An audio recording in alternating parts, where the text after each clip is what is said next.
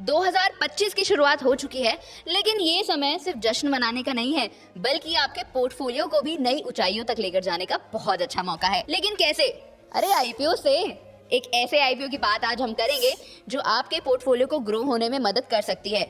लेकिन क्या सच में कर सकती है? ये तो इसी वीडियो के बाद में पता चलेगा। तो वीडियो को एंड तक जरूर देखना। पसंद आए तो लाइक कर देना, अपने सभी दोस्तों के साथ भी शेयर करना और चैनल को सब्सक्राइब करना मत भूलना। नमस्कार दोस्तों, मैं हूं मानसी और आप देखना शुरू कर चुके हैं फ्रीडम ऐप का मनी हिंदी चैनल, जहां पर आज मैं एक ऐसे रोमांचक आईपीओ के बारे में बात करूंगी जो इस नए साल में धमाल मचाने वाला है। लेकिन क्या आपके लिए वो सही रहेगा? ये हम आज इसी वीडियो में जानेंगे, जहां पर इस कंपनी के फाइनेंशियल परफॉर्मेंस के बारे में, वैल्यूएशन के बारे में, मार्केट एनालिसिस के बारे में, कंपनी के बिजनेस मॉडल के बारे में, उसके स्वॉट एनालिसिस के बारे में और बहुत सारी चीजों के बारे में हम बात करेंगे, जिससे हम ये डिसाइड कर पाएंगे कि क्या इस कंपनी में इन्वेस्ट करना आपके लिए फायदेमंद होगा या नहीं। तो चलिए शुरू करते हैं। कंपनी का नाम है क्वाड्रेंट फ्यूचर टेक लिमिटेड और वो अपना आईपीओ लेकर अब आ चुकी है। लेकिन कंपनी करती क्या है?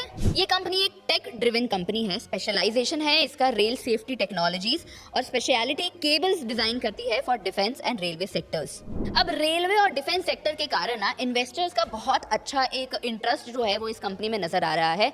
लेकिन क्या इन्वेस्टर्स को इसमें इन्वेस्ट करना चाहिए, ये हम जान लेते हैं। तो उसके लिए सबसे पहले मैं आपको आईपीओ के डिटेल्स दे देती हूँ। आईपीओ का जो इशू साइज है ना वो 275 करोड़ का होने वाला है, जिसमें सारे शेयर्स जो होंगे वो फ्रेश इशू होंगे। जी हाँ, इसमें ऑफर फॉर सेल नहीं है, सारे के सारे शेयर्स जो है वो फ्रेश इशू हैं। फेस वैल्यू 10 रुपए पर शेयर पर होने वाला है और आईपीओ ओपन होगा 7 जनवरी 2025 को और क्लोज होगा 9 जनवरी 2025 को। ये दोनों ही एनएसई और बीएसई पर लिस्ट होने वाला है और इसकी टेंटेटिव डेट जो है वो 16 जनवरी 2025 है। हालांकि प्राइस बैंड जो है वो अभी तक अनाउंस नहीं हुआ है, लेकिन कंपनी जल्द ही इस इन्फॉर्मेशन को अनाउंस कर देगी, रिवील कर देगी। तो आप इस खबर पर अपनी नजर बनाए रखिएगा अगर आपको ये वीडियो पसंद आ जाती है और आप इन्वेस्ट करने के बारे में सोचते हैं तो। चलिए अब इन फ्रेश इशू के जो एलोकेशन है वो देख लेते हैं। तो सबसे पहले 75% ऑफ एलोकेशन कंपनी ने QIBs के लिए रखा है, यानी क्वालिफाइड इंस्टीट्यूशनल बायर्स के लिए।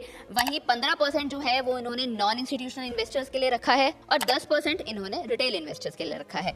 यहाँ पर रिटेल इन्वेस्टर्स को ज्यादा पार्ट नहीं दिया जा रहा है, लेकिन क्योंकि QIBs के पास अच्छा खासा एक एलोकेशन का पार्ट जा रहा है, तो कंपनी का मोटिव यहाँ पर ये है कि ये ज्यादा पैसा रेज करना चाहती हैं। ये चाहती हैं कि ज्यादा से ज्यादा एक अच्छी कैपेसिटी हम अपनी कंपनी की दिखा सकें, क्योंकि ये ना ज्यादा QIBs इनकी तरफ अट्रैक्टेड हो। चलिए अब ये जान लेते हैं कि आईपीओ ला क्यों रहे हैं, इसका पर्पस क्या है, क्या कैसे कैसे अपने इस पैसे को इस्तेमाल करने वाले हैं। 275 करोड़ कैसे इस्तेमाल होगा?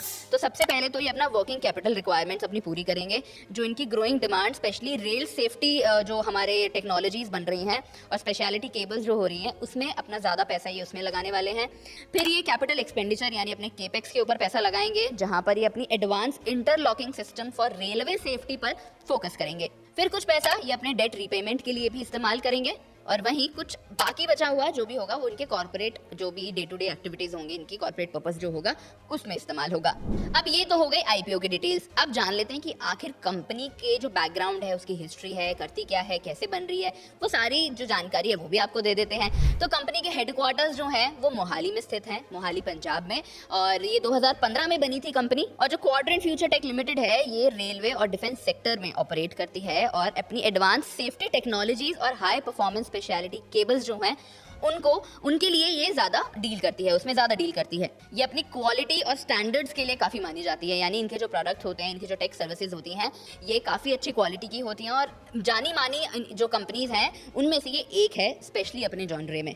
इनका प्रोडक्ट पोर्टफोलियो क्या कहता है ये देख लेते हैं। तो इनके पास ना एक एडवांस ट्रेन कंट्रोल सिस्टम है जिसमें कवच आता है। कवच के बारे में तो आप लोग सब जानते होंगे। अब भारत जो सरकार है वो एक ऐसे सिस्टम को लॉन्च कर चुकी है। इनफैक्ट अभी काफ़ी ट्रेनों में तो ये इनिशियल अपनी स्टेज पर है, इंस्टॉल हो चुका है, बाकी सारी ट्रेनों में भी इंस्टॉल हो जाएगा। तो ये एक ऐसा सिस्टम है जो एक तो ऑटोमेटेड सिस्टम है, प्लस इस कवच सिस्टम के अंदर ना एक ऐसी स्पेशलिटी है जो ट्रेन के कोलिजन्स यानी कि ट्रेन को आपस में टकराने से रोक सकता है। क्योंकि हम देख रहे हैं कि अब देश में काफ़ी ऐसे हादसे हो जाते हैं जिसमें कई बार ट्रेनें जो है वो पटरी से उतर जाती हैं, कई बार दो ट्रेनें आपस में टकरा जाती हैं, तो काफ़ी नुकसान हो जाता है, जान का नुकसान भी होता है, सामान का नुकसान भी होता है।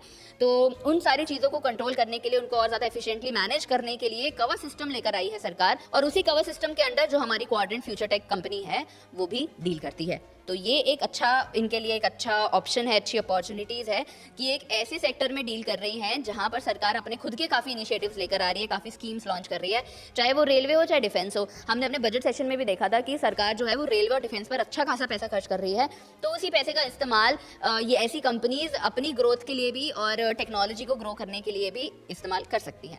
इसके बाद इनका जो सिग्नल सॉल्यूशन है ना, वो भी बहुत कमाल के माने जाते हैं। इलेक्ट्रॉनिक इंटरलॉकिंग सिस्टम है इनके पास एक, जो रेलवेज को एफिशिएंटली मैनेज करने के लिए इस्तेमाल किया जाता है। फिर इनके स्पेशलिटी केबल्स जो डिफेंस में और रेलवे दोनों में ही इस्तेमाल होते हैं। डिफेंस में मिलिट्री एप्लीकेशंस के लिए इन्हें यूज़ किया जाता है, या फिर जो हमारी with stand extreme environment conditions होती है ना, उनमें भी ये केबल्स जो है ये बहुत बढ़िया तरीके से काम करती हैं। वहीं रेलवे में भी इनका इस्तेमाल होता है। ये कस्टम बिल्ट केबल्स जो हैं ये रेलवे को सिग्नल और पावर प्रोवाइड करने में मदद करती हैं। क्वाड्रेंट फ्यूचर टेक कंपनी की ना अपनी खुद की स्टेट ऑफ आर्ट फैसिलिटी भी है, वो भी पंजाब में ही है, भस्मा करके जगह है, वहाँ पर है, जहाँ पर इनकी जो मशीनरीज और टेक सर्विसेज है ना वो एकदम कमाल की स्टैंडर्ड्स को फॉलो करती हैं, इंटरनेशनल स्टैंडर्ड्स को फॉलो करती हैं, और काफ़ी सेफ्टी मेजर्स के साथ उन्हें इस्तेमाल किया जाता है, उन्हें बनाया जाता है और प्रोवाइड किया जाता है बाकी क्लाइंट्स को। अब इनका मार्केट प्रेजेंस अगर देखा जाए तो डोमेस्टिकली तो जैसे कि ये रेलवेज और डिफेंस में काम करती हैं, तो जो रेलवे सेक्टर है और डिफेंस सेक्टर है वही इनके मेजरली ज़्यादा क्लाइंट्स हैं। वहीं जो एक्सपोर्ट मार्केट है उसमें इनका प्लान है कि ये फ्यूचर में अपने ग्लोबल मार्केट्स को ज़्यादा एनहांस करने के ऊपर ज़्यादा फोकस रखेंगे उनके ऊपर, और अपना रेल और डिफेंस जो स्ट्रक्चर है, जो इंफ्रास्ट्रक्चर है इनका, रेलवे का इंफ्रास्ट्रक्चर और डिफेंस का सेक्टर जो है उसमें भी ये अपनी प्रेजेंस को ज़्यादा इवॉल्व कर सामने लेकर आएंगे। अब आईपीओ के डिटेल्स जानने के बाद, कंपनी के बारे में जानने के बाद, अब हम ये देख लेते हैं कि कंपनी फाइनेंशियली कैसा परफॉर्म कर रही है, क्योंकि एनी हाउ इन्वेस्टर्स के लिए ये इन्फॉर्मेशन जो है वो सबसे ज़्यादा ज़रूरी होती है कि कंपनी के फाइनेंशियल्स क्या कहते हैं। अगर मैं रेवेन्यू की बात करूं तो FY 2021 में इनका रेवेन्यू 72.83 करोड़ पर था, FY 21-22 में 104.26 करोड़ पर, FY 22-23 में 152.81 करोड़ पर। टैट अगर देखें यानी प्रॉफिट आफ्टर टैक्स, तो FY 2021 में 4.81 करोड़ पर, FY 21-22 में 1.94 करोड़ पर, और FY 22-23 में 13.90 करोड़ पर। नेट वर्थ की अगर देखी जाए तो FY 2021 में 13.71 करोड़ की नेट वर्थ थी इनकी, वहीं FY 21-22 में बढ़कर 15.61 करोड़ की हो गई, और FY 22-23 में और बढ़कर 29.42 करोड़ पर हो गई। अब नेट प्रॉफिट मार्जिन अगर देख लेते हैं तो FY 2021 में ये 6.60% पर था, वहीं FY 21-22 में 1.86% पर, FY 22-23 में 9.09% पर। चलिए अब EPS समझ लें, यानी अर्निंग पर शेयर, तो वो इनकी रही है 4.60 रुपीज़ की। वहीं पी रेशो अगर देखी जाए तो वो हम फाइनल प्राइस बैंड पर ही डिपेंड कर सकता है। हालांकि इन्होंने अभी अनाउंस नहीं किया है कि इनका प्राइस बैंड क्या होने वाला है, तो पी रेशो का अंदाज़ा भी नहीं लगाया सकता है, लेकिन अगर आप उसकी बाकी फाइनेंशियल से उसका अंदाज़ा लगा सकते हैं तो वो भी इतनी कोई बुरी नहीं होगी। तो अगर देखा जाए तो पी रेशो में भी डील किया जा सकता है। वहीं रिटर्न ऑन नेट वर्थ की अगर बात की जाए तो वो 47.2% का रहा इन FY 22-23। तो दोस्तों वीडियो को आखिरी तक जरूर देखना, क्योंकि कहीं ऐसी कोई इन्फॉर्मेशन आपसे मिस ना हो जाए जो आपके इन्वेस्टमेंट की जर्नी के लिए जरूरी हो। और इन्वेस्टमेंट से मुझे याद आया, आपने फ्रीडम ऐप के बारे में तो सुना होगा ना, काफी फेमस प्लेटफॉर्म है। ये एक ऐसा प्लेटफॉर्म है, एक ऐसी ऐप है जहां पर आप अपनी इन्वेस्टमेंट जर्नी के बारे में सारी जानकारी ले सकते हैं। चाहे आपको स्टॉक मार्केट में करना हो इन्वेस्ट, आपको म्यूचुअल फंड में इन्वेस्ट करना हो, या आपको IPO के बारे में सीखना हो, ये सब कुछ आप फ्रीडम ऐप से सीख सकते हैं। वहाँ पर कोर्सेज अवेलेबल हैं जहाँ पर एक्सपर्ट्स आपको ये सारी नॉलेज देते हैं। तो बिना किसी देरी के आपको डाउनलोड कर लीजिए, और इनफैक्ट अब तो उनके कोर्सेज में ना डिस्काउंट भी बढ़िया चल रहा है, तो कहीं वो डिस्काउंट खत्म ना हो जाए, आपसे मिस ना हो जाए, तो डाउनलोड कर लो यार। डाउनलोड करने का लिंक आपको मेरी चैनल प्रोफाइल और डिस्क्रिप्शन दोनों पर ही मिल जाएगा। चलिए अब फाइनेंशियल समझने के बाद ना कंपटीशन को भी समझ लेते हैं। आजकल कंपटीशन भी मार्केट में हर सेक्टर में है, तो किसी भी कंपटीशन को कम नहीं समझना चाहिए। तो इनके कंपटीशन की अगर मैं बात करूँ ना, तो उसमें आती है KEI इंडस्ट्रीज, फिनोलेक्स केबल्स और हैवेल्स इंडिया। तो हम एक कंपैरिजन देख लेते हैं अब सबका। क्वाड्रेंट फ्यूचर टेक की अगर मैं रेवेन्यू जो मैंने आपको बताया वो 152.81 करोड़ का रहा था। वहीं अगर KEI इंडस्ट्रीज की रेवेन्यू की बात की जाए तो वो 6,233 करोड़ पर थी। वहीं फिनोलेक्स केबल 4,200 करोड़ पर, और हेवेल्स इंडिया 15,700 करोड़ पर। अब क्वाड्रेंट फ्यूचर टेक जो है उसका जो मेन फोकस एरिया रहता है वो डिफेंस और रेलवे की तरफ रहता है। वहीं अगर KEI इंडस्ट्रीज को देखा जाए तो वो पावर केबल्स में ज़्यादा अपना फोकस एरिया रखती हैं। वहीं फिनोलेक्स केबल्स जो है वो टेलीकॉम और पावर में ज़्यादा ध्यान रखती हैं, और वहीं हेवेल्स इंडिया जो है वो इलेक्ट्रिकल गुड्स में ज़्यादा अपनी इन्वॉल्वमेंट रखती है। डेट टू इक्विटी रेशो भी काफ़ी ज़रूरी होती है किसी भी कंपनी के फाइनेंशियल्स को एनालाइज करने के लिए, कि वो कितने डेट में है, उनको अपनी इक्विटी के अगेंस्ट कितना डेट पे करना पड़ रहा है। तो इसमें क्वाड्रेंट की जो डेट टू इक्विटी रेशो है वो 2.32 थी। वहीं KEI इंडस्ट्रीज की अगर देखी जाए तो वो 0.29 पर है, फिनोलेक्स केबल 0.03 पर, और हेवेल्स इंडिया 0.19 पर। अभी पहले मैंने आपको ईपीएस के बारे में बताया था, यानी अर्निंग पर शेयर की कितना है इनका। अब यहीं पे अगर मैं उसकी ग्रोथ आपको बताऊं ना, तो CAGR ऑफ 34.8% पर ये ग्रो कर रही है over last 3 years. Debt to equity ratio भी इनका FY 2021 से कंपैरेटिवली 2022 और 3 में कम हो गया है। पहले इनका 5.17 था, अब 22-23 में कम होकर ये 2.32 पर आ गए हैं। GMP अगर देखा जाए, यानी कि ग्रे मार्केट प्रीमियम में अभी कितना इनका जो प्राइस है वो चल रहा है, तो वो 60 रुपये पर शेयर के ऊपर अभी चल रहा है, जो ये दिखाता है कि इन्वेस्टर्स का जो एक स्ट्रॉन्ग पॉइंट है ना, कि इनको लिस्टिंग गेन्स मिल सकते हैं, वो काफ़ी अच्छे बताए जा रहे हैं, पॉजिटिव बताए जा रहे हैं। Last but not the least, स्वॉट एनालिसिस, यानी उनकी स्ट्रेंथ, वीकनेस, अपॉर्चुनिटीज और थ्रेट्स क्या क्या रहेंगे। तो इस कंपनी की अगर स्ट्रेंथ्स की बात की जाए, तो एक तो कंपनी के पास इनोवेटिव प्रोडक्ट लाइन बहुत अच्छी है, यानी उनका जो प्रोडक्ट है वो काफ़ी अच्छे बताए जा रहे हैं, इनोवेटिव है, सेफ्टी के साथ रखते हैं, काफ़ी सेफ्टी मेजर्स को वो फॉलो करते हैं, जैसे कि कवच का मैंने आपको बताया। तो ये भी एक अच्छी बात है इस रेलवे और डिफेंस सेक्टर में, एक ऐसी इंडस्ट्री में जहाँ पर ये अपने पैर जमा चुकी हैं, और आगे भी इनके ऑप्शन यही है कि हम फ्यूचर में और ज़्यादा ग्रो करेंगे। इनकी स्ट्रेंथ में ना इनका एक हाई ग्रोथ रेट भी आता है, जैसे कि आप फाइनेंशियल्स में अगर देखेंगे तो इनका रेवेन्यू भी बढ़ रहा है, इनका पैट भी बढ़ रहा है, लास्ट 3 इयर्स में इनके पास अच्छी खासी ग्रोथ हुई है। तो ये इनके लिए एक स्ट्रेंथ है, ये इनका एक पॉजिटिव पॉइंट है। और इंडस्ट्री फोकस तो इनका एक स्ट्रैटेजिकली काफ़ी अच्छा है ही। रेलवे और डिफेंस दो ऐसे इंडस्ट्रियल सेक्टर हैं जहाँ पर हमारी सरकार भी काफ़ी अच्छे कदम उठा रही है, काफ़ी इनिशिएटिव दे रही है, गवर्नमेंट स्कीम्स काफ़ी चल गई हैं, बजट इतना अच्छा खासा एलोकेट किया जा रहा है इन दो सेक्टर्स को। तो एनी हाउ अगर ये दो सेक्टर्स बढ़ेंगे तो कंपनी भी साइमल्टेनियसली ग्रो करेगी, और वहीं इन्वेस्टर्स भी अपने पैसे को बढ़ाने की तरफ देख सकते हैं। वीकनेस अगर मैं बताऊं आपको, एक तो इनके पास लिमिटेड मार्केट डाइवर्सिफिकेशन जो है वो इतना नहीं है।